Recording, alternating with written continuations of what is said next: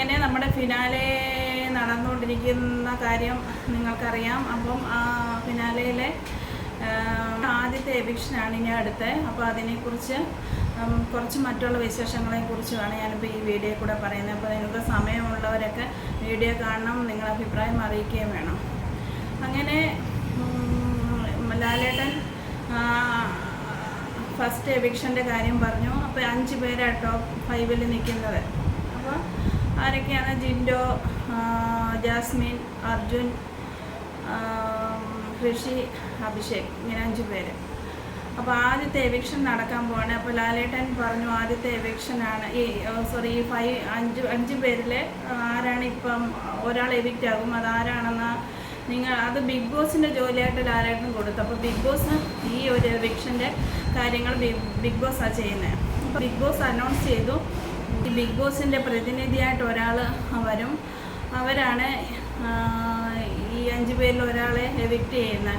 അപ്പോൾ എല്ലാവരുമേ ഈ 5 പേരും ഗാർഡൻ ഏരിയയിലേക്ക് വരണം എന്ന് പറഞ്ഞു. അപ്പം ഫിനാലയിൽ ഇവരെല്ലാം ബിഗ് ബോസ് വീട്ടിനകത്തെന്ന് പറഞ്ഞാൽ ഈ 5 പേര് മാത്രം. ബാക്കിയുള്ളവരൊക്കെ ഫിനാലെ നടക്കുന്ന ആ ഏരിയയിലെല്ലാം ബാക്കി കണ്ടസ്റ്റൻസ് എല്ലാം എവിക്റ്റ് ആയവരെല്ലാവരും അങ്ങനെ ഇരിപ്പുണ്ട് ഇത് കാണാനായിട്ട്. ഈ സ്റ്റേജിന് മുൻപിൽ അവർക്ക് നല്ല പ്രൗഢിയോടെയുള്ള ഒരു ഇരിപ്പിടമൊക്കെ എല്ലാവർക്കും ഓരോന്ന് വെച്ച് കൊടുത്തിട്ടുണ്ട്. എല്ലാവരും അവിടെ ഇരുന്ന് ഇത് കണ്ടുകൊണ്ടിരിക്കുക. 5 പേര് മാത്രമേ ബിഗ് ബോസ് വീട്ടിനകത്തുള്ളൂ. ഇപ്പം ഈ 5 പേര് ഗാർഡൻ ഏരിയയിലേക്ക് വന്നു. അപ്പോൾ അവിടെ അവർ അവർക്കൊരു നിൽക്കാനൊരു ഇത് കൊടുത്തിട്ടുണ്ട്. 5 പേരും അതിൽ കയറി ഒരു സ്റ്റാൻഡ് പോലെ, ഒരു സ്റ്റാൻഡ് മീൻസ് കുറച്ച് ഒരടി 1.5 അടി ഹൈറ്റിൽ നീളത്തിനൊരിത്, ആ ഒരു സ്റ്റാൻഡ് പോലെ എല്ലാവരും അതിൽ കയറി നിൽക്കുകയാണ്. അപ്പോൾ ബിഗ് ബോസിൻ്റെ പ്രതിനിധി അവിടെ എത്തുന്നു. അങ്ങനെ 5 പേരും അവിടെ നിൽക്കുമ്പോൾ ഈ പ്രതിനിധി വരുവാണ്. ഈ പ്രതിനിധി എന്ന് പറയുമ്പോൾ അതൊരു 1.5 പ്രതിനിധിയായിരുന്നു. അതാണ് നമുക്ക് കാണേണ്ട ഒരു കാഴ്ച. അപ്പോൾ കറുത്ത വേഷമാണ് അവർ ധരിച്ചേക്കുന്നത്. മുഖംമൂടി അവർക്ക് കണ്ടു മാത്രം അവർക്ക് മറ്റുള്ളവരെ കാണാം.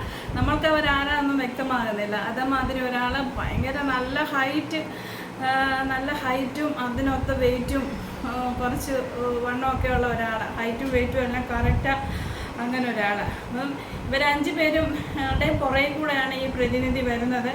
വന്നിട്ട് ഇവരടുത്ത് ബാക്കിൽ എത്തി. ആ സമയത്ത് ഇവരെ കണ്ടേക്കുന്ന ഏക വ്യക്തി നമ്മുടെ അർജുനാണ്. അർജുൻ മാത്രം ഇങ്ങനെ തിരിഞ്ഞു നോക്കി ഇയാളെ കണ്ടു. മറ്റുള്ളവരെല്ലാം ആ നേരെ തന്നെ ഇങ്ങനെ നിൽക്കുക. അതുകൊണ്ട് ഇവരെ കാണുന്നില്ല മറ്റുള്ളവരെ. അപ്പം അർജുൻ ഇങ്ങനെ നോക്കിക്കഴിഞ്ഞ് ഇവരെന്ത് ചെയ്തെന്നാൽ ഓരോരുത്തരെ വെച്ച് പോയി ഇങ്ങനെ തോളിൽ പിടിച്ച് ഇങ്ങനെ കുലുക്കി. അപ്പോൾ എന്താണെന്നാൽ ഇവർ വന്നിട്ട് ഇങ്ങനെ പിടിച്ച് തള്ളി ഇടുന്നവരാണ് ഈ 5 പേര് ഫസ്റ്റ് എവിക്ഷൻ നടക്കുന്നത്, ഫിനാലയുടെ ഫസ്റ്റ് എവിക്ഷൻ. അപ്പം എല്ലാവരെയും വന്ന് ആദ്യം ഇങ്ങനെ ഒന്ന് കുലുക്കി, നമ്മൾ തേങ്ങയൊക്കെ കുലുക്കി നല്ലതാണോ നോക്കിയെടുക്കുന്ന ഒരു തോളി പിടിച്ചിങ്ങനെ കുലുക്കുന്ന സമയത്ത് എല്ലാവരും ചിലപ്പോൾ ഇങ്ങനെ കുലുക്കുമ്പോൾ ചിലർ വിചാരിക്കുകയോ ഞാനാണോ എന്നിങ്ങനെ ചിന്തിക്കുമല്ലോ. കുലുക്കിയിട്ട് ഇങ്ങനെ തോളി പിടിച്ച് കുലുക്കിയിട്ട് അങ്ങ് വിട്ടു, തള്ളിയിട്ടൊന്നുമില്ല. അങ്ങനെ 5 പേരെയും ചെയ്തപ്പോൾ ഈ അർജുനാണെങ്കിൽ പറയാം ആദ്യം കുറേ നാളിന് ശേഷം ആദ്യമായിട്ടാണ് അർജുനെക്കാട്ടിലും നീളമുള്ള ഒരാളെ കാണുന്നത്. അർജുനെക്കാട്ടിൽ നീളം ഉണ്ടായിരുന്നു ഈ വന്ന ആളിന്. അത്ര ഒരു ശരീരം കൊണ്ട് നീളവും ഒത്ത ഒരാളായിരുന്നു. അപ്പം അങ്ങനെ ആദ്യത്തെ കുലുക്കലിൽ ഇവരെ ആരെയും ഒന്നും തള്ളിയിട്ടില്ല. രണ്ടാമത്തെ കുലുക്കി വന്നിട്ട് എല്ലാവരെയും തിരിച്ച് പിന്നെയും കുലുക്കി, 2ാമത്തെ പ്രാവശ്യം കുലുക്കി വിട്ടിട്ട് പിന്നെ 2ാമത്തെ കുലുക്കലിൽ നമ്മുടെ കൃഷിയെ തള്ളിയിട്ടു. അപ്പം മനസ്സിലായി നമ്മുടെ കൃഷിയാണ് എവിക്റ്റായെന്നുള്ള കാര്യം. അതിൻ്റെ താഴോട്ട് ഇങ്ങനെ തള്ളിയിട്ടു. അങ്ങനെ പിന്നെ സ്പോഞ്ച് പോലുള്ള ഒന്നും പറ്റാത്ത ഒരു ഇതാണല്ലോ അവരെ സെറ്റ് ചെയ്ത് വെച്ചേക്കുന്നത്. അതുകൊണ്ട് ഒന്നും പറ്റത്തില്ല. അതാണ് കൃഷിക്കും അറിയാം, നമ്മൾക്കും അറിയാം, എല്ലാവർക്കും അറിയാം. അങ്ങനെ നമ്മുടെ കൃഷിയെ തള്ളിയിട്ടിട്ട് ആ ബിഗ് ബോസിൻ്റെ പ്രതിനിധി നൈസ അവിടെ നിന്ന് ഇറങ്ങിപ്പോയി.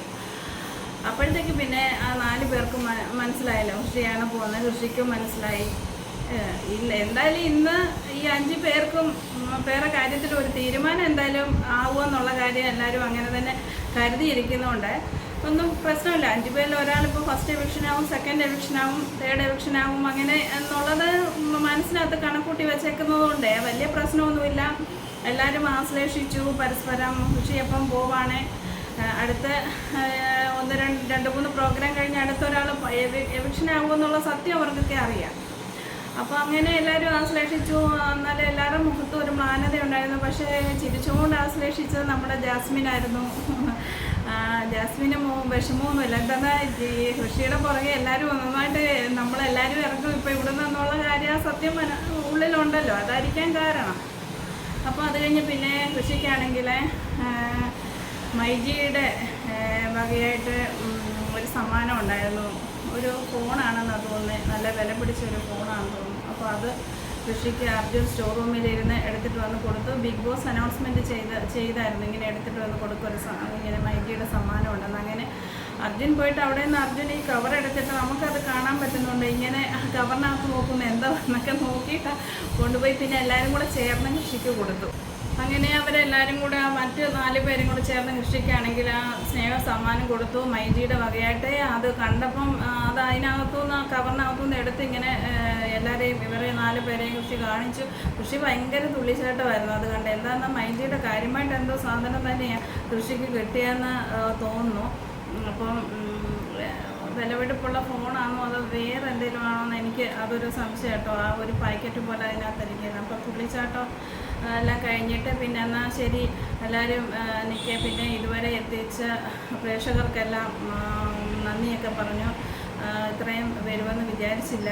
അപ്പം എല്ലാവരും സപ്പോർട്ട് ചെയ്തതിനൊക്കെ എല്ലാവർക്കും ഒരുപാട് നന്ദിയൊക്കെ പറഞ്ഞിട്ട് ഇറങ്ങി. ഇപ്പം കൃഷി മാത്രമാണ് ഇപ്പം സന്തോഷത്തോടെ ഇറങ്ങുന്നതായിട്ടാണ് എനിക്ക് മനസ്സിലാകുക. കാര്യം ഈ 4 പേര് ഇത് തന്നെ വെളിയിൽ വരുമെന്നുള്ള സത്യം അറിയാമല്ലോ. ഇനി അവിടെ നിൽക്കാൻ പറ്റത്തില്ല. അതുകൊണ്ട് കൃഷി സന്തോഷമായിട്ട് ഇറങ്ങി.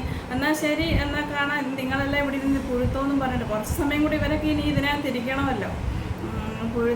അവിടെ ഇരുന്ന് പുഴുത്തോന്നുമുള്ള അനുഗ്രഹം കൊടുത്തിട്ട് കൃഷി അപ്പം വെളിയിലേക്ക് മെയിൻ എൻട്രൻസ് വഴി ഇറങ്ങിയിട്ടുണ്ട്. അങ്ങനെ കൃഷി നേരെ അവിടെ നിന്ന് ലാലേട്ടൻ്റെ അടുത്തെത്തി. ലാലേട്ടൻ്റെ അടുത്തെത്തിയതിന് ശേഷം ലാലേട്ടൻ ചോദിച്ചു ഇങ്ങനെ 100 ദിവസം ഇവിടെ നിൽക്കുമെന്ന് ഓർത്തോ എന്നൊക്കെയുള്ള പതിവ് ചോദ്യം തന്നെ ലാലേട്ടൻ കൃഷിയോടും ചോദിച്ചു. അപ്പോൾ കൃഷി പറഞ്ഞു അങ്ങനെ 100 ദിവസം ഇവിടെ നിൽക്കുമെന്ന് വിചാരിച്ചില്ല, എന്തോ ഭാഗ്യം കൊണ്ട് നിന്നെന്നുള്ള കാര്യം പറയുന്നു. അപ്പോൾ ലാലേട്ടൻ തന്നെ പറയുന്നു അത്ഭുതമായിട്ട് കൃഷി 100 ദിവസം ഇവിടെ നിന്നെന്നുള്ളത്. അങ്ങനെ പിന്നെ അവിടെ നിൽക്കാനുള്ളതിൻ്റെ ഒരു കാരണം അൻസിബ ആയിരുന്നു എന്നും ചോദിക്കുന്നുണ്ട്. അതായത് ബിഗ് ബോസിൽ വന്ന സമയം തൊട്ട് ഈ അൻസിബയും കൃഷിയും തമ്മിൽ ഒരു നല്ലൊരു ബോണ്ടിങ് ഉണ്ടായിരുന്നു. അത് ഒരു ഇപ്പോൾ നമ്മൾ പൊതുവെ എല്ലാവരും പറയും ആണുങ്ങളും പെണ്ണുങ്ങളും അല്ലെങ്കിൽ ആൺകുട്ടിയും പെൺകുട്ടിയും ഒക്കെ തമ്മിൽ ഒന്നിച്ച് ഒരിടത്ത് നിൽക്കുമ്പോൾ അത് ശരിയല്ല. അതിനൊരുപാട് എല്ലാവരുടെ കണ്ണിലും അത് ഒട്ടുമുക്കാലും പേരുടെ കണ്ണിലും അത് തെറ്റാണല്ലോ. തെറ്റായിട്ടേ തോന്നും. അവർ തമ്മിലുള്ള ഫ്രണ്ട്ഷിപ്പ്, അവർ തമ്മിൽ സംസാരിക്കുന്നതും പഠിക്കുമ്പോഴാണെങ്കിൽ പോലും കൂടെ പഠിക്കുന്ന കുട്ടികളാണെങ്കിൽ പോലും അങ്ങോട്ടും ഇങ്ങോട്ടും ഒന്ന് മിണ്ടുന്നതും അല്ലെങ്കിൽ അവരൊക്കെ തമ്മിൽ അങ്ങോട്ടോ ഇങ്ങോട്ടോ വെളിയിൽ സ്കൂളിൻ്റെയോ കോളേജിൻ്റെയോ ഒക്കെ വെളിയിലൊക്കെ നടക്കുന്നതോ ഒന്നിച്ച് പോകുന്നതെന്ന് ഇതെല്ലാം വന്നിട്ട് ഒരുപാട് തെറ്റായിട്ടൊക്കെ നമ്മളടങ്ങുന്ന സമൂഹം അതിനെ കാണുന്നത്. പക്ഷേ ഈ 100 ദിവസം കൃഷി ഇവിടെ നിൽക്കാൻ എനിക്കും അത് തോന്നുന്നത് ഈ അൻസിബയുടെ പങ്ക് വലുതായിട്ടുണ്ട് ആ കാര്യത്തിൽ. കാരണം അവർ നല്ലൊരു ഫ്രണ്ട്സായിട്ട് അവരവിടെ നിന്നു. നമ്മൾ ഇപ്പോൾ വന്ന് മറ്റുള്ള ചിലരെയൊക്കെ ഓരോന്ന് പറയുന്നുണ്ട്. ഓരോന്നെന്ന് പറഞ്ഞാൽ ആ ഫ്രണ്ട്ഷിപ്പിനെയൊക്കെ ഇപ്പം ശ്രീതു അർജുനും നല്ല ഒരു ഫ്രണ്ട്സായിട്ട് ഇരിക്കുമ്പോഴും അതിൽ ചിലരൊക്കെ അതിനെ വന്നിട്ട് അതിൻ്റെ വേറൊരു ട്രാക്കിനെ അതിനെ കാണുന്നുണ്ട്. ആ ഒരു ലവ് കോംബോ അങ്ങനെ. പിന്നെ ഈ ഗബ്രിയുടെയും ജാസ്മിൻ്റെയും വളരെ പ്രചാരമായിട്ട് അത് പ്രശ്നം സൃഷ്ടിച്ചു. അപ്പോൾ അത് വെച്ച് നോക്കുമ്പം ഇപ്പം ഈ കൃഷിയും അൻസിബയും അത്ര വളരെ ക്ലോസായിട്ട് അവർ തമ്മിൽ ഇരുന്നതാണ്. എന്തുണ്ടെങ്കിലും പരസ്പരം വിഷമങ്ങളും സന്തോഷങ്ങളും ഒക്കെ അങ്ങോട്ടും ഇങ്ങോട്ടും പറയും. അങ്ങനെ ഇരുന്നതാണ്. പക്ഷേ ഇതാണ് ഞാൻ പറയുന്നത്, ഒരാണും ഒരു പെണ്ണും തമ്മിൽ ഫ്രണ്ട്ഷിപ്പ് ആകുന്നതോ നല്ല ഒന്ന് സംസാരിക്കുന്നതോ കാണുന്നോ മിണ്ടുന്നോ ഒക്കെ തെറ്റെന്ന് പറയുന്ന ഈ സമൂഹത്തിൽ ഇവരുടെ ഇടയിൽ ഇവരെക്കുറിച്ച് ആരും ഒന്നും പറയുന്നില്ല. എന്താണെന്ന് വെച്ചാൽ അവരുടെ ആ സൗഹൃദം അതുപോലെ പവിത്രമാണ്. അവരാ ഫ്രണ്ട്ഷിപ്പ്, അത് ഫ്രണ്ട്ഷിപ്പാണ്. അതിനെ ഒരാണും പെണ്ണും ഫ്രണ്ടായിരിക്കുന്നതിലൊന്നും അതിനെ തെറ്റായിട്ട് മാത്രം നമ്മൾ വേറൊരു കണ്ണുകൊണ്ട് മാത്രമല്ലാതെ നല്ലൊരു ബന്ധം, നല്ല സുഹൃത്തുക്കളായിട്ടും കാണാൻ കഴിയുമെന്നുള്ളതിന് ഉദാഹരണമാണ് ഈ ഋഷി അൻസിബയുമായിട്ടുള്ള ഈ ബിഗ് ബോസ് വീട്ടിൽ 100 ദിവസം കഴിഞ്ഞു എന്നുള്ള. പരസ്പരം എന്ത് പ്രശ്നമുണ്ടെങ്കിലും മറ്റുള്ളവർ ഈ ഫ്രണ്ട്സിൻ്റെ ഇടയിൽ എന്തെങ്കിലും ഈ അൻസിബ എന്തെങ്കിലും മറ്റു ഫ്രണ്ട്സ് കണ്ടസ്റ്റൻസ് എന്തെങ്കിലും ഇഷ്യൂ ഉണ്ടെങ്കിലും ഋഷി അൻസിബയ്ക്ക് സപ്പോർട്ടായിരിക്കും. അത് സത്യത്തിൽ ന്യായവുമായിരിക്കും. അത് അൻസിബയുടെ ഭാഗത്തുനിന്നും അത് വളരെ കറക്റ്റായിരിക്കും. ആവശ്യമില്ലാത്ത ഒരു പ്രശ്നങ്ങളോ ആവശ്യമില്ലാത്ത വേണ്ടാത്ത ഒരു ഇഷ്യൂലൊന്നും അൻസിബയും പോയി ചാടാറില്ല. ഋഷിയെ സംബന്ധിച്ചിടത്തോളം ഋഷിക്ക് പറ്റിയിട്ടുള്ള എന്തെങ്കിലും അങ്ങനെയുള്ള പ്രശ്നങ്ങൾക്കെല്ലാം അൻസിബയും ഒരുപാട് ഹെൽപ്പ് ചെയ്തിട്ടുണ്ട്. ആ ഫ്രണ്ട്ഷിപ്പ് അവരങ്ങനെ കീപ്പ് ചെയ്തു. അതൊരു വല്ലാത്തൊരു നല്ലൊരു ഫ്രണ്ട്സായിട്ട് എനിക്ക് ബിഗ് ബോസിനകത്ത് അവരെ മാതൃകയാക്കാം. സുഹൃത്തുക്കളാണും പെണ്ണും മിണ്ടുന്നെന്നും പറഞ്ഞ് അതിലൊന്നും തെറ്റ് കാണാനില്ല. അതിനെ വേറെ രീതിയിൽ വ്യാഖ്യാനിക്കേണ്ട ആവശ്യവുമില്ല. നല്ല ഫ്രണ്ട്സായിട്ടൊക്കെ ഇരിക്കാൻ പറ്റും. നല്ല മനസ്സോടെ രണ്ടുപേരും നല്ലൊരു നല്ല കണ്ടുകൊണ്ട് നമ്മുടെ സുഹൃത്തിനെ കണ്ടാൽ അവിടെ ഒരു പ്രശ്നവും വരാനില്ല എന്നുള്ളതിനൊക്കെ ഉദാഹരണമായി അൻസിബയും ഋഷിയും തമ്മിലുള്ള ആ ഫ്രണ്ട്ഷിപ്പ്. അവരമ്മയുടെ വയറ്റിൽ പിറന്നില്ലെന്ന് മാത്രമേ ഉള്ളൂ. അത്രത്തോളം സാഹോദര്യ തുല്യമായിട്ട് അവരവിടെ കഴിഞ്ഞെന്നുള്ള ഉദാഹരണമാണ് അൻസിബയും ഋഷിയും. അങ്ങനെ ഋഷിക്ക് 4th റണ്ണറപ്പ് എന്നുള്ള ആ ഒരു ട്രോഫി കൊടുത്തു ബിഗ് ബോസിൻ്റെ. അതുമായിട്ട് ഋഷി മറ്റുള്ള കണ്ടസ്റ്റൻസ് 19 പേരും അവിടെ ഇരിക്കുന്നുണ്ടല്ലോ, 19, അതെ, അവരുടെ കൂടെ ഋഷിയും കൂടെ പോയി. അപ്പോൾ തന്നെ വേഗം വന്ന് നമ്മുടെ യമുന ഋഷിയെ ആശ്ലേഷിച്ചു. അതിനുശേഷം അൻസിബ, പിന്നെ ഋഷി അവിടെ പോയിരുന്നു. അപ്പം അടുത്ത് 4 പേര് കാത്തു നിൽക്കുകയാണ് അവിടെ. ഇതിലിനി 2 പേരും കൂടെ റണ്ണറപ്പാവും. പിന്നെ ലാലേട്ടൻ്റെ 2 കൈകളിലും 2 പേരിങ്ങനെ നിൽക്കും ലാസ്റ്റിൽ. അങ്ങനെ ഋഷിയെ സന്തോഷമായിട്ട് ട്രോഫിയൊക്കെ കൊടുത്ത് അവിടെ പറഞ്ഞു വിട്ട് ഋഷി അവിടെ പോയി നല്ല പ്രൗഢിയോടെ ഇരിക്കുകയാണ് ആ സമയം. പിന്നെ ലാലേട്ടൻ പറഞ്ഞു, മികച്ച പാട്ടുകാരി ശക്തിശ്രീ ഗോപാലൻ, മികച്ച പാട്ടുകാരിക്ക് മേളിൽ എന്തെങ്കിലും അവർ വിശേഷിപ്പിക്കാനുണ്ടെങ്കിൽ അതായിരിക്കും നല്ലതെന്ന് എനിക്ക് തോന്നുന്നു. അപ്പം ചെറിയൊരു പെൺകുട്ടിയാണ്, നന്നായിട്ട് ഒരു പാട്ട് അവിടെ സ്റ്റേജിൽ പാടി. വളരെ വളരെ കേൾക്കാൻ നമുക്ക് ഭയങ്കര ഫീലിംഗ് തരുന്ന, സന്തോഷം തരുന്ന ഒരു പാട്ട്, മനസ്സിന് കുറച്ച് സമാധാനമൊക്കെ തരുന്ന ഒരു പാട്ട്. അപ്പം അതിപ്പം നിങ്ങളിൽ എത്തിക്കാൻ കഴിയാത്തതിൽ എനിക്കൊരു വിഷമം. എനിക്കറിയത്തില്ല, ഞാൻ ട്രൈ ചെയ്ത് നോക്കട്ടെ. എന്തെങ്കിലും അത് ഈ വീഡിയോയിൽ ആഡ് ചെയ്യാൻ പറ്റാത്തതാണെങ്കിൽ ഞാനത് എടുക്കും, അല്ലെങ്കിൽ ഒരു 2 വരി കേൾപ്പിക്കും. അങ്ങനെ വീഡിയോയിൽ അത് ആഡ് ചെയ്യാൻ പറ്റുന്നില്ല, ഞാൻ ട്രൈ ചെയ്ത് നോക്കി. അതിനാണെങ്കിൽ വീഡിയോയിൽ ആഡ് ചെയ്ത എന്തോ പ്രോബ്ലം അതാണ്. അതുകൊണ്ട് അങ്ങനെ ശക്തിശ്രീയുടെ ഒരു നല്ല പാട്ടോടുകൂടി ഈ തിരിച്ചാണെങ്കിൽ ലാലേട്ടന് തണുത്ത വെള്ളമൊക്കെ കൂടെ ഫ്രിഡ്ജിൽ ഈ ചൂടിനെ കുടിച്ച് തൊണ്ടയ്ക്ക് ശരിയാവുന്നു. അപ്പോൾ അങ്ങനെ ലാലേട്ടന് നമ്മുടെ ബിഗ് ബോസ് വീട്ടിലേക്ക് തിരിച്ചു പോയിട്ടുണ്ട്. അപ്പോൾ അതെന്താണെന്ന് നോക്കിയിട്ട് വരാം.